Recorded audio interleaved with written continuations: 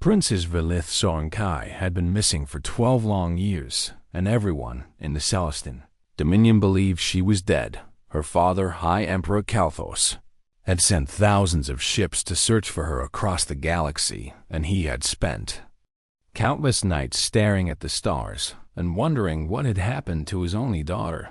He had cried in private, where no one could see him, and he had raged at his advisors for failing to find her, and eventually he had accepted that she was gone forever. The Emperor had ordered a grand memorial to be built in her honor, and he had declared a day of mourning that the entire empire observed every year. But on this particular day, everything changed. Ship appeared in the sky above the throne world, and it was not a Celestin vessel. The ship looked rough and worn with mismatched metal plates, covering its hull, and burn marks scattered across its surface, and it moved with the clumsy grace of human engineering. Alarms rang throughout the palace, and guards rushed to their positions, and the imperial court gathered in the great hall of eternal stars to see what was happening. 700 nobles stood in that magnificent hall with its crystal chandeliers hanging from the ceiling like frozen waterfalls, and its floors made of polished stone that reflected the light of 1,000 floating candles. The Celestin people were tall and elegant, with silver skin that shimmered like moonlight and 3 eyes that could see colors humans could not even imagine. They watched the landing platform with a mixture of curiosity and fear as the strange ship descended from the clouds. Whispers spread through the crowd like fire through dry grass. "Is it an invasion?" asked one noble. "Perhaps it is a merchant who has lost his way," said another. "That is a human ship," declared Admiral Varath, the Emperor's nephew, and his voice dripped with disgust. The ship touched down on the landing platform with a heavy thud, and steam hissed from its engines as they cooled. For a long moment nothing happened, and the entire court held its breath. Then the ramp lowered with a grinding mechanical sound, and a figure appeared in the doorway. It was Princess Vahelith.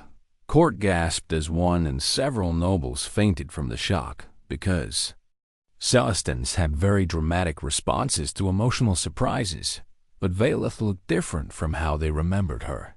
Posture had changed from the rigid and formal stance she had been taught since birth to something more relaxed and natural. She wore strange human clothing, including a leather jacket and practical pants made of thick fabric, and her silver hair was cut short instead of flowing down to her feet as royal tradition demanded. She was smiling, and that alone shocked the court, because Princess Velith had never smiled in public before.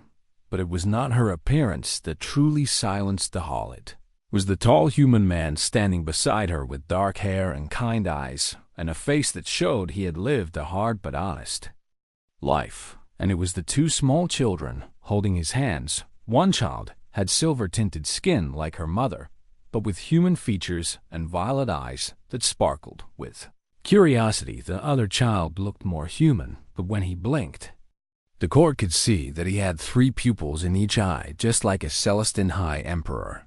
Kalthos rose slowly from his throne, and his 6 arms trembled as he gripped the armrests. He was ancient by any standard, having ruled for over 300 years. But he had never looked as old as he did in that moment. Vahelith. He breathed, and his voice echoed through the silent hall. "Hello, Father," she said, and her voice was warm in a way it had never been before. "I have missed you very much, and I am sorry for being away so long." "What is this?" the Emperor asked, and his 3 eyes moved from his daughter to the human man to the children, and back again. Velith walked forward with her family beside her, and she showed no shame or hesitation. "Father, I would like you to meet someone very important to me," she said. "This is Captain Marcus Chen, and he is my husband." The word husband hit the court like a physical blow, and more nobles collapsed while others began shouting in outrage. "And these," Vahelith continued as she gestured to the children with obvious love and pride, "are your grandchildren?" She placed her hand on the silver-skinned girl's shoulder. "This is Lyra, and she is 7 years old, and she loves to read books and explore new places. Then she nodded toward the boy. And this is Thomas, and he is 5 years old, and he is very clever and always asking questions about everything. The Emperor stared at the children, and his mind struggled to understand what he was seeing. These small beings were part Celestin and part human, and they carried his blood mixed with the blood of a species his people had always considered inferior. His mouth opened and closed several times before he could find the words. "Are these," he said slowly, "my grandchildren?" The question hung in the air like smoke. Marcus Chum stepped forward, and he did not bow or lower his eyes, as most beings did when facing the Emperor. Humans did not believe in looking away from someone they were speaking to because they considered it dishonest. "Your Majesty," Marcus said, and his voice was calm and respectful but not afraid. "I know this is a lot to take in, and I understand if you need time to process everything." "You," the Emperor said, and his voice grew harder. "You are the one who took my daughter from me." "No, sir," Marcus replied. "I am the one who saved her life and then fell in love with her." Little Thomas tugged on his father's hand and looked up at the Emperor with wide, curious eyes. "Are you really a king?" The boy asked. "Mama said you live in a big castle and that you are very important." The Emperor looked down at this small child, who was his flesh and blood, and who looked at him without any fear at all. He saw human curiosity mixed with Celestin features, and he saw innocence and wonder and life. Lyra stepped forward bravely, and she performed a small curtsy that was clearly something her mother had taught her. "It is very nice to meet you, grandfather," she said in perfect Celestin language with just a hint of a human accent. "I have heard many stories about you, and I always wanted to see your palace."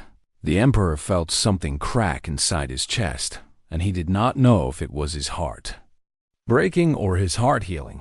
He looked at his daughter and saw that she was happy in a way she had never been when she lived in this palace. He looked at the human man and saw someone who clearly loved his family more than anything in the universe, and he looked at these children, these impossible, beautiful children, and he realized that his legacy would continue in ways he had never imagined. "Guards," he said finally. The soldiers stepped forward with weapons ready. Valeth tensed, and Marcus moved to protect the children, but the Emperor raised his hand.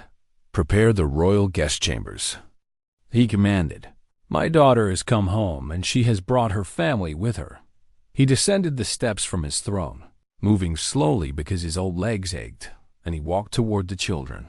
Then the High Emperor of the Celestin Dominion, ruler of 1,000 worlds, knelt down on the cold stone floor so that he could look his grandchildren in the eyes. "Hello, little ones," he said softly. "I am your grandfather, and I am very pleased to meet you." Thomas grinned, and Lyra's eyes filled with happy tears, and somewhere in the crowd, Admiral Varth watched with cold, calculating eyes and began to plan. The court exploded into chaos the moment the Emperor showed kindness to the human and the hybrid. Children nobles shouted over one another, and their silver faces turned dark with anger and confusion. Several advisors rushed to the Emperor's side, and they hissed warnings into his ears about contamination and bloodline purity and the sacred traditions of 1,000 years. "Your Majesty, you cannot be serious," said Lord Venna, the chief advisor. "These creatures are an abomination, and a human must be executed for his crimes against the royal family." "What crimes?" Valeth demanded, and her voice carried the authority she had been trained to wield since childhood. "Marcus saved my life and treated me with kindness and respect, and he asked nothing in return. He has polluted the royal bloodline." Lord Venner spat. "He has created these hybrid things that should not exist." Marcus stepped forward, and his jaw was tight with anger, but his voice remained calm. "Those hybrid things are my children," he said, "and I would be very careful about how you talk about them. Is that a threat, human?" Admiral Varth pushed through the crowd, and his forearms were crossed over his chest. You dare to threaten a Celestin noble in the Imperial Palace? I am stating a fact, Marcus replied. Any father would do the same. The Emperor raised all 6 of his hands, and the hall fell silent because when the Emperor demanded quiet, everyone obeyed. We will discuss this matter in private, Kalthos announced. Clear the hall and leave only my immediate family and advisors. It took several minutes for the nobles to file out, and many of them cast hateful glances at Marcus and the children as they left. When the great doors finally closed, only a dozen people remained in the massive hall. The Emperor sat back on his throne, and he suddenly looked very tired. Valeth, he said, tell me everything, and do not leave out any details. Valeth took a deep breath, and Marcus squeezed her hand to give her strength. 12 years ago, I was traveling to the frontier sectors on a diplomatic mission, she began. Our ship was attacked by Vrexian slavers near the Kepler Rift. The Emperor's eyes widened because the Vrexians were a brutal species known for capturing and selling people across the galaxy. The ship was destroyed, and most of the crew was killed. Valeth continued, and her voice trembled slightly at the memory. I managed to reach an escape pod, but it was damaged, and I was wounded badly. She touched her side, where Marcus knew there was still a scar hidden. Beneath her clothes, I drifted in space for 3 days with no food and very little water, and I thought I was going to die alone, in the darkness between stars. Marcus took over the story because he could see how difficult it was for Valeth to relive those memories. I was running a salvage operation in that sector, he explained. I found her pod by accident while scanning for debris from a recent battle. He remembered that day clearly even after all these years. When I opened the pod, I found a silver-skinned woman who was barely breathing and covered in blood. And I did not know she was a princess. You expect us to believe that? Admiral Vorath interrupted. Everyone in the galaxy knows what Celestin royalty looks like. I am a salvage operator from the outer colonies, Marcus said with a slight smile. We do not exactly keep up with celebrity news out there. Valeth laughed softly at this, and Marcus felt his heart warm at the sound. He truly did not know. She confirmed. For 3 months, you treated me as just another person, and it was the most wonderful experience of my life. The Emperor leaned forward with confusion on his ancient face. Why would anonymity be wonderful? He asked. You are a princess, and you should be treated with the respect and honor that position deserves. That is exactly the problem, Father, Valeth said, and there was sadness in her voice. All my life I was treated as a symbol and a political asset and a prize to be won or traded. She looked at Marcus with love shining in her 3 eyes.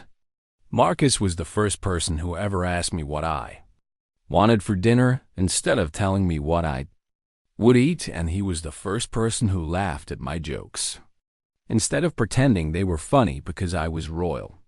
I made her clean the ship's filters, Marcus added, and she was terrible at it. I got better, Valeth protested. You really did not. They smiled at each other, and even the Emperor could see the genuine affection between them. When did you discover who she was? Lord Venner asked with suspicion still heavy in his voice. About 3 months after I found her, Marcus said.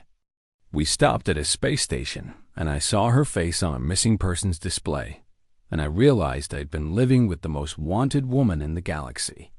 What did you do? The Emperor asked. Marcus shrugged his shoulders. I told her I knew, and I asked her what she wanted to do. You did not try to ransom her? Admiral Vorath sounded genuinely surprised. Why would I do that? Marcus asked.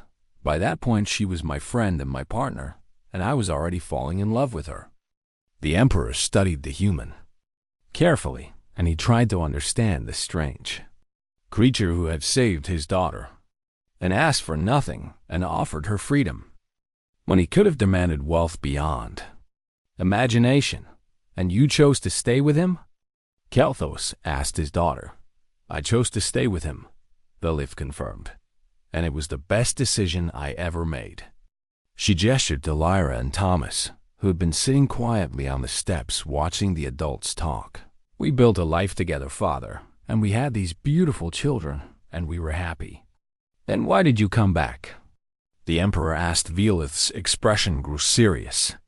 "Because my children deserve to know where they come from, and because I wanted them to meet their grandfather, and because despite everything I still love you, Father, and I missed you."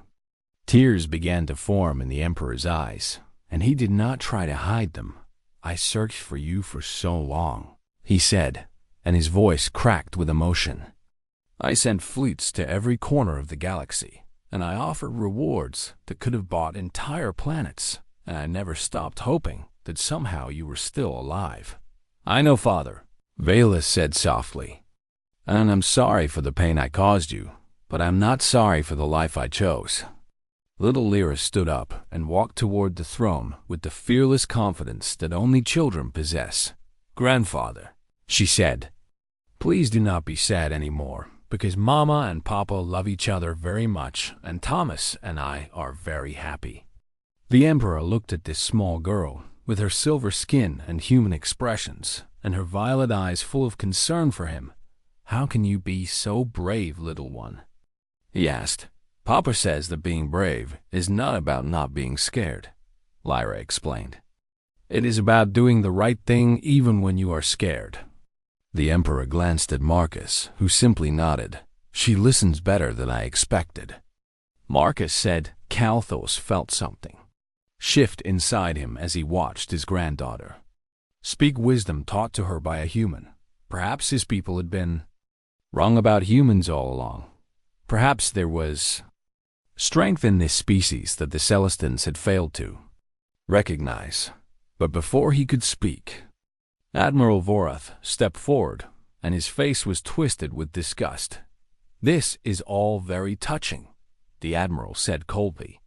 "But there is still the matter of the law." The Emperor frowned at his nephew.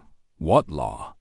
"The law of blood purity," Vorath announced with obvious satisfaction, "which states that any member of the royal family who breeds with an inferior species forfeits their claim to the throne and must face judgment." The color drained from Velith's face. "That law has not been enforced in over 500 years, she said, "but it has never been removed from the books," Vorath replied with a cruel smile. "And I intend to see it enforced today?" Marcus stepped in front of his family, and his eyes were hard as stone. "Over my dead body," he said quietly. Admiral Vorath's smile grew wider. "That can be arranged, human." The tension in the Hall of Eternal Stars grew thick enough to cut with a knife. Admiral Vorath stood tall and proud with his silver skin gleaming under the lights and his forearms folded across his chest like a warrior preparing for battle. He was the Emperor's nephew, and he had spent the last 12 years believing he would inherit the throne when Kalthos finally passed away. The return of Princess Valith threatened everything he had worked for, and the existence of her hybrid children made things even worse. "The law of blood purity is clear," Vorath declared to the small assembly that remained in the hall. "Any royal who pollutes the sacred bloodline must face judgment, and the offspring of such a union cannot be recognized as legitimate heirs." That law was written in a time of war and fear, Lord Venner pointed out, and even he seemed uncomfortable with Vorath's aggression. "It was meant to prevent enemy species from infiltrating our royal family through forced marriage. The circumstances do not matter," Vorath replied coldly. "The law is the law." The Emperor rose from his throne, and his ancient body seemed to grow larger with authority. "I am the Emperor," Kalthos said firmly, "and I decide which laws are enforced and which are set aside." Vorath's eyes narrowed, but he did not back down. "With respect, Uncle. Even you cannot simply ignore our most sacred traditions, and if you try, the noble houses will revolt, and the Empire will tear itself apart." This was unfortunately true, and everyone in the room knew it. The Celestin Dominion was held together by tradition and law, And if the emperor was seen breaking those traditions for personal reasons, his authority would crumble like sand in the wind. There may be another way, Vareth said, and his voice became smooth like oil on water. A way that satisfies the law and allows my dear cousin to return to the family. What way? Velith asked with suspicion clear in her voice. The union must be dissolved, Vareth explained. The human must be sent away, and the children must be placed in the care of proper Celestine guardians, and you, Velith, must marry a suitable noble to restore honor to our bloodline. Absolutely not, Velith said immediately. Then I will be forced to invoke the law of challenge. Voreth said, and there was triumph in his eyes. The room fell silent, and even the emperor looked shocked. You would not dare. Kalthos breathed. I would and I will, Voreth replied.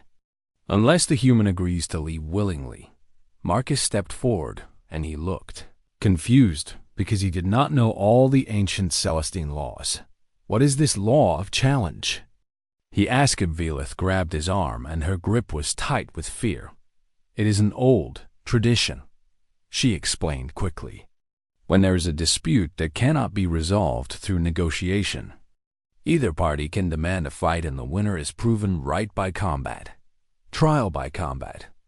Marcus said, and understanding dawned on his face. It is barbaric and has not been used in centuries, the emperor added. And I forbid it. You cannot forbid it, uncle, Voreth said, with a smile that held no warmth. The law of challenge predates even your authority, and any citizen has the right to invoke it when they believe a great wrong has been done. He turned to face Marcus directly.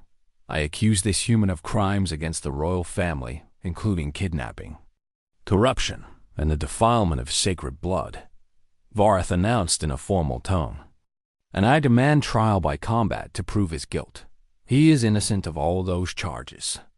Velith protested. Then let him prove it in the arena. Voreth replied. Marcus felt a strange calm settle over him. As he looked at the admiral, he had faced death many times in his life, and he had survived situations that should have killed him a dozen times over. He was not afraid of this silver giant with his 4 arms and his cruel smile. What happens if I refuse? Marcus asked. Then you will be declared guilty by default, Voreth explained. You will be executed, and your children will be taken from their mother and raised as servants in a distant colony. Velith gasped, and tears began to stream down her silver cheeks. You cannot do this, Voreth, she cried. They are just children. They are abominations, Voreth spat. And they should never have been born. Something dark and dangerous flickered in Marcus's eyes. He had endured insults to himself without reaction, and he had remained calm when threatened with death, but no one threatened his children. I accept your challenge, Marcus said, and his voice was quiet, but it carried through the entire hall. Marcus, no. Velith grabbed his arm. Vareth is one of the greatest warriors in the Empire, and he has been training since birth, and he will kill you. Marcus turned to his wife, and he cupped her face in his hands. Listen to me, he said gently. I did not come all this way just to lose you and our children because some overgrown bully does not like my species, but you cannot win. Velith whispered, Watch me. Marcus said with a small smile. He turned back to Vareth, who was watching this exchange with amusement. When and where? Marcus asked. The arena at sunset, Vareth replied. You may bring whatever weapons you wish, though I doubt it will matter. I will need only one. Marcus, said. Vareth laughed, and it was an ugly sound. The human has courage at least, he said to the assembled nobles. I will enjoy breaking him. The admiral strode out of the hall, and his officers followed close behind. The moment he was gone, Velith collapsed against Marcus, and her body shook with sobs. Why did you accept? She cried. We could have run, and we could have disappeared back into the outer colonies where no one would find us, and spend the rest of our lives hiding? Marcus asked softly, and teach our children that running away is the answer when things get difficult? He lifted her chin so she was looking into his eyes. I am going to win this fight," he said with absolute certainty. "And when I do, no one will ever be able to question our family again." Little Thomas ran up and hugged his father's leg. "Papa is the strongest person in the whole universe," the boy declared with complete confidence. Lyra was more worried, and her violet eyes were wet with unshed tears. "But, Papa," she said quietly, "that man is so big, and he has 4 arms, and you only have 2. Marcus knelt down so he was at eye level with his daughter. "Let me tell you a secret about humans," he said. "We are not the biggest or the strongest or the fastest species in the galaxy, but we have something that no one else has." "What?" Lyra asked. "We never give up," Marcus said. "No matter how bad things look, and no matter how powerful our enemies seem, we just keep going until we find a way to win. Is that really true?" Lyra asked. "It is really true," Marcus confirmed. "Humans used to hunt animals that were 10 times our size, and you know how we did it?" Lyra shook her head. "We chased them," Marcus said. "We were not fast enough to catch them in a sprint, but we could run for hours and hours without stopping, and eventually those big strong animals would get tired and we would win." "That sounds very tiring," Thomas said. Marcus laughed and ruffled his son's hair. "It was very tiring," he agreed. "But that is what makes us special, and that is what I am going to do to the Admiral tonight." The Emperor approached slowly, and his expression was troubled. "You truly believe you can defeat Varath?" he asked. "I believe I do not have a choice," Marcus replied. "And when a human does not have a choice, we tend to find a way." He looked at the old Emperor with steady eyes. "I love your daughter, and I love our children, and there is nothing in this universe that will take them from me." Kalthos studied the human for a long moment, and he saw something in those strange 2-eyed features that he had not expected. Saw the same determination that had built the Celestine Empire over thousands of years. He saw strength not of the body but of the spirit. "I believe you," the Emperor said quietly. "And for the first time in many years, I find myself hoping that I am not wrong."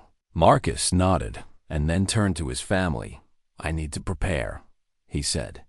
"And I need to do it alone." Valeth wanted to protest, but she saw the look in his eyes and she understood. "Come back to me," she whispered, "always." Marcus promised, and then he walked out of the hall to face his destiny. The arena was ancient and massive, and it had been built in a time when the Celestine people still settled their disputes with blood. Tens of thousands of spectators filled the stone seats, and their silver faces glowed in the light of the setting sun as it painted the sky in shades of orange and purple. Word had spread quickly through the capital that a human was going to fight Admiral Varath, and everyone wanted to witness what they believed would be a slaughter in the royal viewing box. The Emperor sat with Valeth and the children on either side of him. Lyra held her mother's hand tightly, and Thomas sat on his grandfather's lap, watching the arena floor with wide eyes. "Mama, will Papa be okay?" Lyra asked quietly. Valeth tried to smile, but her face was pale with fear. "Your father is the bravest man I have ever known," she said. "We must trust him." Down in the arena, the sand was smooth and golden, and it had been raked to perfection for this historic occasion. Admiral Varath entered first through the eastern gate, and the crowd roared with approval. He was magnificent in his ceremonial combat armor, which had been in his family for over a dozen generations, and it gleamed like liquid silver under the fading sunlight. His 4 arms each held a different weapon. In his upper right hand was a curved blade that hummed with energy and could cut through starship hulls. In his upper left was an energy whip that crackled with blue lightning. His lower right hand gripped a neural disruptor that could paralyze any living creature with a single shot, and his lower left hand held a monomolecular chain that could slice through flesh and bone like they were made of paper. Varath raised his weapons to the crowd, and they cheered even louder. He was a champion of the Empire, and a hero of a dozen wars, and he had never lost a single combat in his entire life. Then the western gate opened and Marcus Chun walked onto the sand. The crowd fell silent. The human wore no armor, and only his simple flight jacket and cargo pants covered his body. In his right hand, he held a single weapon, a plain steel knife about as long as his forearm with a worn leather handle that had clearly seen many years of use. Vorath laughed and the sound echoed through the silent arena. "Is this a joke?" The Admiral called out. "Did you bring a kitchen tool to face me?" Marcus did not respond, and he simply walked to the center of the arena and waited. The Emperor leaned forward in his seat with confusion on his face. "Is the human insane?" Lord Venner asked from nearby. "No." Valeth whispered, and there was something like hope in her voice. "He has a plan." A horn sounded, and the duel officially began. Vorath moved first, and he was blindingly fast. His energy blade whistled through the air where Marcus had been standing. A heartbeat earlier, but the human was no longer there. Marcus had moved sideways with a quick shuffle of his feet, and the blade missed him by inches. The crowd gasped. Vorath spun and lashed out with his energy whip, and the blue lightning crackled. As it snapped toward the human's chest, Marcus dropped low, and the whip passed over his head, close enough that he could feel the heat on his scalp. He rolled to the side just as the neural disruptor fired, and the shot hit the sand where he had been lying. "Stop running and fight like a warrior." Vorath snarled. Marcus did not waste breath on a reply. He kept moving, always moving, and never staying in one place for more than a second. Vorath attacked again and again with blade and whip and disruptor and chain, and each strike was powerful, enough to kill a dozen men, but none of them landed. The crowd watched in stunned silence as the small human danced around the Celestin champion like smoke in the wind. He was not faster than Vorath, because no human could match the speed of a trained Celestin warrior. But he was unpredictable. Celestin combat was based on patterns and techniques that had been perfected over thousands of years, and every attack had a proper counter, and every defense had a proper response. Marcus fought nothing like that. He moved with the instincts of a street brawler and a survivor, and a man who had learned to fight in situations where the rules did not exist. He ducked when he should have blocked, and he jumped when he should have ducked, and he did things that made no tactical sense until suddenly they made perfect sense because he was still alive. 10 minutes passed and Vorath was breathing heavily. 15 minutes passed and sweat was dripping down the Admiral's silver face. 20 minutes passed and Vorath's movements were growing slower and more desperate. "What is happening?" Lord Venner demanded. "Why is the human still alive?" The Emperor understood because he had studied humans during his long reign. Celestins are built for short, powerful bursts of combat. Kelthos explained. "We evolved on a world where conflicts were decided in minutes, and we never needed to develop endurance." He watched Marcus, who was also bleeding from a dozen small cuts where Vorath's attacks had grazed him, but who showed no signs of slowing down. Humans evolved differently. The Emperor continued. "They are persistence hunters, and their bodies are designed to keep moving long after other species would collapse from exhaustion." Down in the arena, Marcus began to speak. "You know what I have learned about your people?" he asked as he sidestepped another swing of Vorath's blade. "You are so focused on honor and tradition that you forgot how to adapt." He ducked under the energy whip. "The universe does not care about your bloodlines, or your ancient laws, or your thousand-year dynasties." He rolled away from the neural disruptor. "It just keeps throwing problems at you, and you either figure out how to survive, or you die." Vorath roared with frustration and charged at Marcus with all four weapons swinging wildly. Marcus stood his ground. At the last possible moment he dropped flat onto his back, and Vorath's momentum carried him overhead as the Admiral passed above him. Marcus drove his simple steel knife upward into the gap at the back of Vorath's knee where the armor was weakest. The blade sliced through flesh and tendon, and Vorath screamed as his leg collapsed beneath him. He crashed to the sand, and his weapons scattered across the arena floor. Before he could recover, Marcus was on top of him with the knife pressed against his throat. The arena was completely silent. Tens of thousands of Celestins stared in disbelief at the impossible scene before them. A human had defeated their greatest warrior. Yield, Marcus said, and his voice was calm despite his exhaustion. Never. Voreth spat. Kill me if you must, but I will never surrender to a human. Marcus looked at his enemy, and he saw hatred and fear and pride all mixed together in those three alien eyes. I am not going to kill you. Marcus said. Voreth's eyes widened with confusion. Why not? The Admiral demanded. The law allows it, and I would have killed you without hesitation. Because killing you accomplishes nothing. Marcus replied. It just creates another dead body. And another grieving family, and another excuse for people to hate each other. He pressed the knife just hard enough to draw a thin line of silver blood. Yield, Marcus repeated, and I will let you keep your life and your honor and your position, and we do not have to be enemies.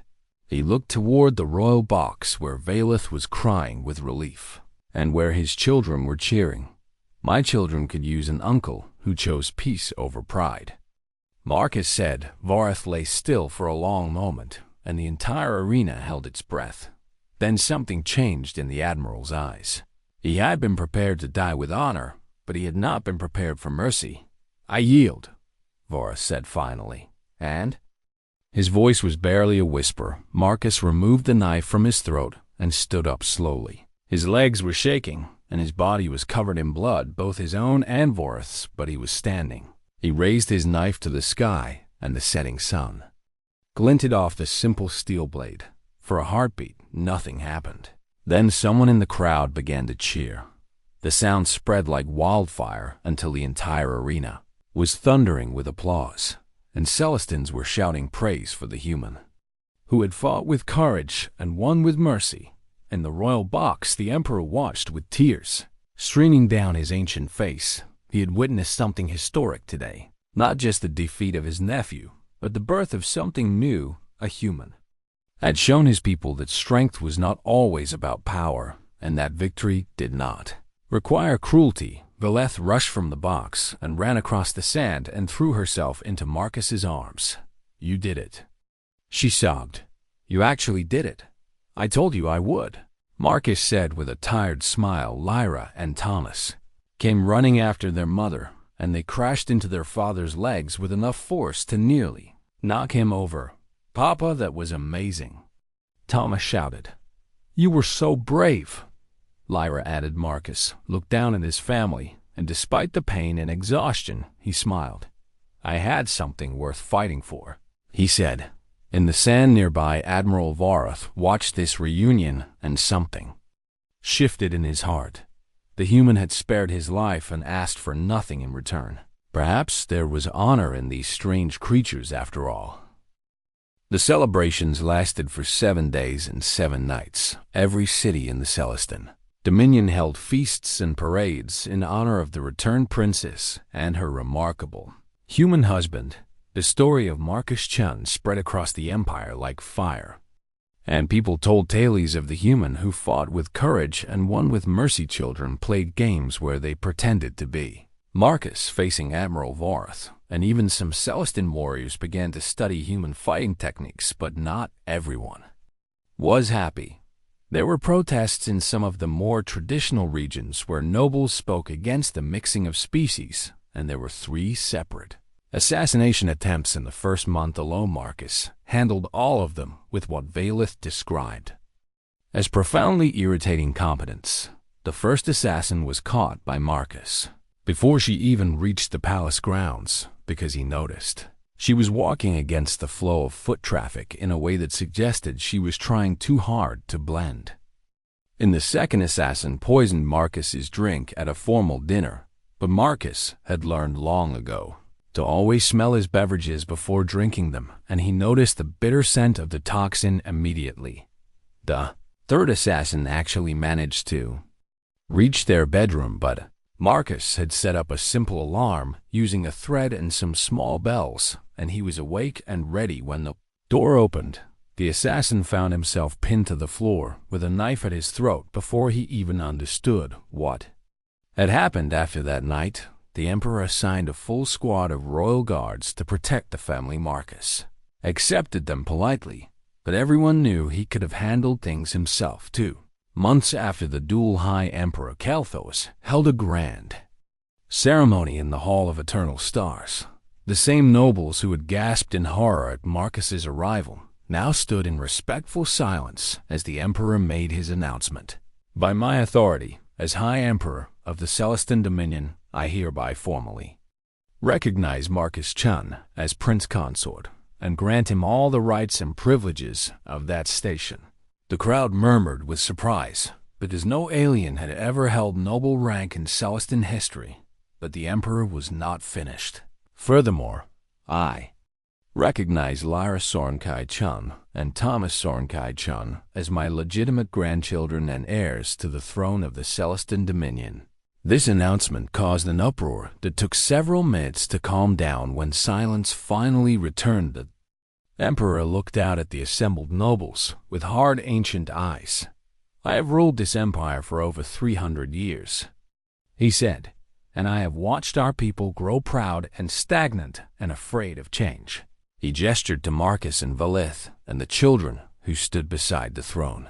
These humans came from a species that achieved spaceflight only a few centuries ago, and yet they have spread across the galaxy faster than any civilization in recorded history. They are not stronger than us or smarter than us or more advanced than us, but they have something we have lost. They have the courage to embrace the unknown and the wisdom to learn from those who are different from them.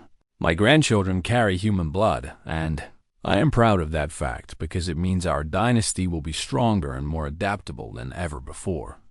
The Emperor sat back on his throne, and the finality of his words settled over the court like a heavy blanket. There would be no more debate. The decision was made after the ceremony. Marcus found himself alone on a balcony overlooking the capital city. Billions of lights glittered below like stars brought down to earth, and the sky above was filled with the real stars that humanity had once looked at and dreamed of reaching. The Emperor found him there, standing in silence and watching the universe. You could have killed Varth, Kalthos said as he joined Marcus at the railing. The law would have permitted it, and no one would have blamed you. Marcus shrugged his shoulders. What would that have accomplished? He asked. Another dead body and another grieving family. And another reason for people to hate humans. He turned to face the Emperor. Your daughter taught me something important. Marcus said, the strongest thing you can do is not destroy your enemies, but turn them into allies. The Emperor nodded slowly. Varth came to me yesterday, Kalthos said. He is asked to be relieved of his military command. Marcus was surprised. Why? He says he needs time to think about what happened in the arena and what it means. The Emperor replied. He says a human showed him mercy when he deserved death, and he does not understand why. Maybe he will figure it out eventually. Marcus said. Perhaps, the Emperor agreed. They stood together in comfortable silence for a moment, watching the lights of the city below. My people are afraid of humanity, Kalthos said finally. Not because you are strong, because many species are strong, and not because you are numerous, because many species are numerous. Then why? Marcus asked. Because you are relentless, the Emperor said. You adapt to any environment, and you refuse to accept any limitation, and you keep pushing forward no matter how many times you fail. He looked at Marcus with something like respect in his ancient eyes. When we first encountered your species, we thought you would burn yourselves out within a few centuries because you seemed so chaotic and undisciplined.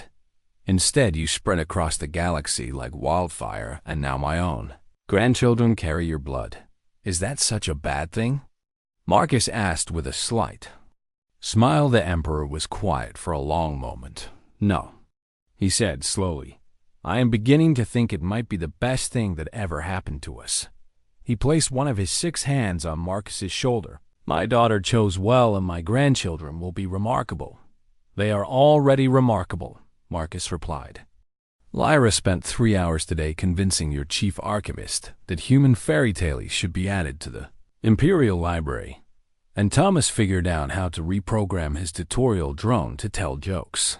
Despite himself, the Emperor laughed, and it was a sound his court had not heard in decades. They have your stubbornness, Kelthos observed, and their mother's kindness.